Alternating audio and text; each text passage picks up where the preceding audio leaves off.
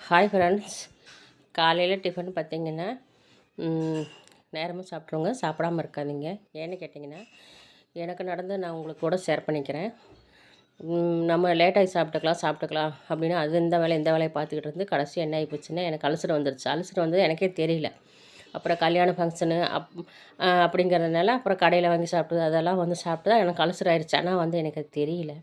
அப்புறம் என்ன ஆகிப்போச்சு, வயிறு வலி ஆயிடுச்சு. வலி வந்ததுனால நான் என்ன பண்ணிட்டேன், நமக்கெல்லாம் என்ன வயிறு அல்சர் வராது அப்படின்னு நினச்சிட்டு நான் இருந்துட்டேன். அப்புறம் பார்த்தீங்கன்னா எனக்கு சாப்பிட்டா போதும் வயிறு வலிக்கும், சாப்பிட்டா போதும் வயிறு வலிக்கு.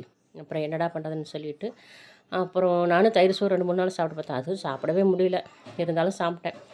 அப்புறம் சரின்னு என்ன பண்ண முடியும்னு சொல்லிவிட்டு சரி சொன்னது நினப்பு வந்தது, தேங்காய் வெறும் வயிற்றில் சாப்பிட்டா சரியாகும்னு சொல்லிவிட்டு அப்புறம் கொஞ்சம் ஒரு 2-3 நாளாக தேங்காயாக சாப்பிட்டேன்.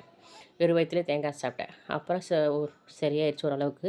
அதிலேருந்து கொஞ்சம் நான் நேரமாக சாப்பிட்டுக்கிறேன். நீங்களே காலையில் சாப்பாடாக இருந்தாலும் சரி, டிஃபனாக இருந்தாலும் நேரமாக எடுத்துங்க. இப்போ பாருங்கள், நான் பாருங்கள், தோசை, தேங்காய் சட்னி, தக்காளி சட்னி.